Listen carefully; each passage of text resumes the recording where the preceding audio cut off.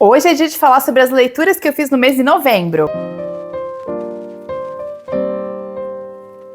Olá, pessoal! Sejam todos muito bem-vindos ao vídeo das leituras do mês. Hoje eu quero conversar com vocês sobre todos os livros que eu li no mês de novembro. Sei que vocês gostam desse vídeo porque vários de vocês pegam dicas variadas, que é o objetivo desse vídeo. Eu sei que nem sempre todo mundo consegue assistir a todos os vídeos do canal, então esse apanhadão que eu faço é realmente para quem só vai escolher ver alguns vídeos de vez em quando e precisa de dicas de livros, então bora lá que aqui tem bastante coisa. Minhas leituras do mês de novembro foram muito boas, fiquei feliz com tudo que eu li e hoje eu vou falar um pouquinho mais sobre elas aqui com vocês. Comecei o mês lendo Cleópatra. Esse livro é uma ficção histórica sobre a rainha do Egito, que vai falar sobre um período específico da vida dela, que é o momento em que ela sobe ao trono ao lado do irmão Ptolomeu, e logo depois, quando ela vai conhecer César e toda a disputa política que acontece naquele momento. É uma ficção histórica muito bem bolada, bem desenvolvida, dá pra perceber que a autora realmente conhece o objeto do seu estudo, o objeto da sua ficção. Foi uma narrativa super fluida, interessante, e eu gostei muito da abordagem da autora a Cleópatra, a figura histórica, e como ela tem essa voz aqui na narrativa. A história é contada em dois pontos de vista, da Cleópatra e da Servília, que era uma das amantes de César. Então nós teremos o ponto de vista egípcio, nós também teremos uma voz em Roma, o que torna a leitura mais dinâmica e também interessante. Gostei muito desse livro, e gente, eu vou voltar a dar as notas para os livros aqui, tá? Eu sei que eu tinha comentado que eu não ia dar mais as notas, porque muitas vezes as pessoas, elas entendem que a nota é uma coisa negativa, né? Quando eu digo que eu dei 3,5 para um livro, algumas pessoas entendem que isso é ruim, acabam não lendo, quando na verdade não é. O meu sistema de notas é muito similar ao do Scooby, então quando eu digo 3,5, quer dizer muito bom. Então eu ainda indico um livro 3,5. Mas é aquilo, né? O entendimento também fica a cargo de cada pessoa. Eu vou voltar a dar nota para o livro e a régua de classificação fica por conta de cada um. Dentro da minha classificação, então, Cleópatra levou um 4,5, que é muito bom. Também li Hora Zero, da Agatha Christie. Esse aqui é um romance super interessante dela, porque ele começa ao contrário. Ele começa com a ambientação e a criação da tensão entre os personagens, e depois nós temos o crime sendo concretizado. É uma narrativa que tem como ponto central um jogador de tênis que passa um final de semana com a família, com a esposa e a ex, todos na mesma casa. É claro que isso não poderia terminar bem, né, gente? Se o Scooby tivesse notas quebradas, eu daria pra esse um 3,8. Eu acho que seria a minha classificação final dele. Gostei muito. Também fiz a leitura do ótimo e divertido A Governanta, da Samantha Reis. Esse aqui é um suspense psicológico que vai contar a história de uma mulher que se muda para uma casa de forma temporária porque a casa dela pegou fogo. Quando ela chega lá, ela descobre que a casa tem uma governanta chamada Mary, mas logo ela sente ali uma coisa estranha nessa mulher. Ela sente que o santo delas não bate muito bem. E a Mary, por sua vez, também age de forma super esquisita com a dona da casa. Elas vão ter alguns atritos e você percebe que a Mary tem algum plano. Ela não gosta da Dina, ela não gosta dessa mulher, ela sabe algo sobre o passado dela e ela tá tramando alguma coisa. Esse foi um livro que eu li de uma noite pra outra, em menos de 24 horas, porque realmente eu fiquei super curiosa pra entender o contexto geral do que estava acontecendo aqui na casa. Ele tem seus altos e baixos. Eu acho que uma coisa negativa do livro é que a Dina, que representa essa personagem sonsa que costuma ter no suspense psicológico, ela é muito lenta. Ela é lenta demais. Eu acho que ela poderia ter sido um pouco mais esperta ao longo da narrativa, mas de qualquer forma é um suspense psicológico vira página que eu acho que vai agradar muita gente. A nota final, eu acho que ela variaria entre 13,5 e 13,8,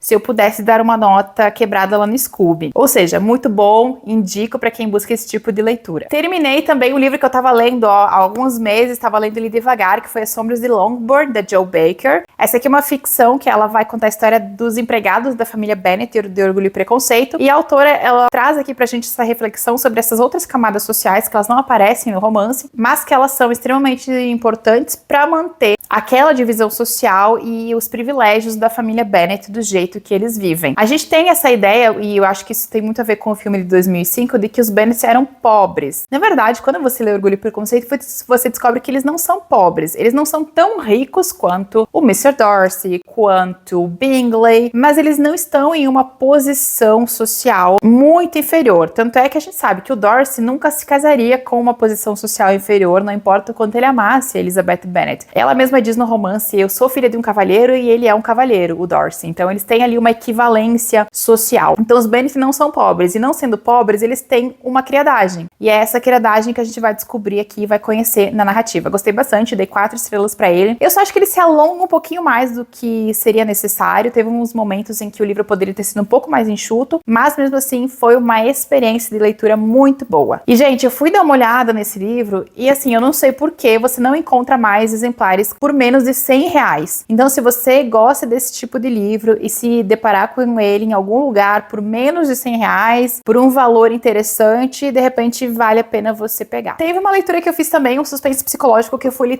ler totalmente assim, sem saber nada sobre o livro, que foi A Casa dos Sonhos, da Claire Douglas. E que livro legal! Esse livro fala sobre um casal que vai morar num chalé que era da avó da protagonista, e quando eles vão fazer a reforma do jardim, eles encontram 2 esqueletos no quintal. A perícia, por sua vez, vai dizer pra eles que os esqueletos estão ali provavelmente desde a década de 80, época em que a avó dela morava ali. Então a protagonista, ela fica muito chocada, porque ela fica assim, meu Deus, será que a minha avó, que eu amo, que eu sou apaixonada, matou 2 pessoas nos anos 80? E nós teremos então a narrativa do presente, tentando descobrir o que aconteceu, e também uma narrativa lá no passado com a avó dela contando seus dias dentro dessa casa. É um suspense psicológico muito legal, bem bolado, redondinho, com um bom mistério, um bom plot twist. Não tava esperando gostar tanto, mas fui surpreendida e deixo a dica aqui pra vocês. Também 4 estrelas. Li também o excelente Ecos da Floresta, da Liz Moore, essa leitura que eu pude fazer porque eu ganhei esse livro de presente. Por enquanto ele saiu só pela tag, mas eu espero que em breve a HarperCollins publique ele aqui também, pra todo mundo ter acesso. Esse é um romance sensacional, eu gostei muito porque ele é um romance um pouco mais introspectivo, mas ele tem tudo que eu gosto. A narrativa se passa nos anos 60 e 70, tem a ver com uma família muito rica, que é dona de um acampamento de verão, e nesse acampamento de verão, os 2 filhos dessa família, o menino e a menina, vão desaparecer, com 10 anos de diferença. E esse livro fala muito sobre as tensões que existem naquele lugar, tanto as tensões sociais como econômicas, e como elas influenciam naquele mistério. É um livro que ele mantém a gente conectado. Eu fiquei totalmente absorta na narrativa, eu queria entender o que estava acontecendo, e eu acho que ele cria uma atmosfera muito boa. Então, se você tem um gosto para literatura policial similar ao meu, eu acho que tem grandes chances de você gostar muito desse livro. Não teve nada nele que eu desgostei, então esse aqui foi 5 estrelas pra mim. Eu vou pensar numa resenha sobre ele pra trazer aqui pra vocês, vou elaborar ela um pouquinho mais, mas em breve deve ter uma resenha surgindo aqui no canal sobre Ecos da Floresta. Também li o ótimo Chame por Andrea, da Noelle Ely, foi uma das últimas leituras que eu fiz. Esse livro assim me surpreendeu muito. Não esperava gostar tanto, ele é uma narrativa muito sensível sobre o fantasma de 3 mulheres que foram assassinadas pelo mesmo assassino em série. E nós vamos acompanhar aqui o pós-morte dessas mulheres, elas se descobrindo como fantasmas e elas entendendo que agora elas não estão mais vivas e elas querem justiça. Então nós acompanhamos a narrativa, essa busca por compreensão, por entendimento da sua condição, ao mesmo tempo em que elas tentam encontrar uma forma de levar esse homem à justiça. Só que elas não têm presença material mais, então elas não conseguem interferir de forma física nas coisas, e nós acompanhamos com uma certa agonia como isso vai acontecendo. É um livro muito bom, e vários de vocês já leram por minha indicação e depois vieram me contar que gostaram bastante também. E eu acho que essa questão de ter uma narrativa diferenciada também é um grande trunfo, porque é um livro que ele apresenta uma coisa inovadora, que a gente não vê sempre acontecendo, que é esse ponto de vista de fantasma, né? O ponto de vista do fantasma que foi assassinado e que ainda tem algo a dizer. Livro muito bom, 4 estrelas e meia. Também li A Costela de Adão, que é o 2º volume da série do inspetor Rocco Schiavone, do Antonio Manzini. Ótimo livro, gostei bastante. Eu gostei mais desse do que eu gostei do primeiro. Essa aqui é uma série policial italiana. Eu tenho gostado de descobrir os italianos nos últimos tempos. Eles são um pouco diferentes, é um pouco fora da curva do que nós estamos acostumados com a literatura policial, principalmente com a literatura policial americana, que é o que a gente mais consome. Mas mesmo assim tem sido uma grata surpresa descobrir as histórias do Rocco. E nesse livro ele vai ter que lidar com um suicídio que logo depois se transforma num homicídio. E o Rocco é essa pessoa ranzinza, mal-humorada, que briga com todo mundo. Ele ofende 28 pessoas em uma cena. Ele é terrível, terrível, gente, assim. Eu odiaria trabalhar com o Rocco, já deixo isso dito, mas ele é um personagem que na sua rabugice, ele se torna interessante de ler. Não sei se faz muito sentido. Enfim, esse aqui também, se eu tivesse uma nota quebrada, eu daria pra ele um 13,8. Dá pra considerar? Li também também outro livro excelente que eu gostei muito, depois descobri que eu fui uma das poucas pessoas que gostou tanto assim dessa história, que foi A Hora Azul, da Paula Hawkins, o último livro dela publicado aqui no Brasil. Eu amei o clima desse livro, não sei, alguma coisa nele deu tudo certo pra mim, combinou comigo, gostei muito da narrativa. Esse aqui é um romance que fala sobre o espólio de uma artista plástica chamada Vanessa, que ela morre, e uma das peças dela, uma escultura que vai ser exposta no Museu Tate, eles vão descobrir que tem um osso humano. Então, claro, isso vira um rebuliço, né? Como é que um osso humano foi parar dentro de uma escultura? Esse é um livro que eu diria que talvez ele é um suspense psicológico, mas o trunfo dele, na minha opinião, é ser um livro que ele manipula o gótico dentro do contemporâneo, e ele também tem uma pegada noir que eu gostei bastante. Então, ele tem um ar de Patricia Highsmith, sabe? Não sei se alguém aqui gosta da Patricia, mas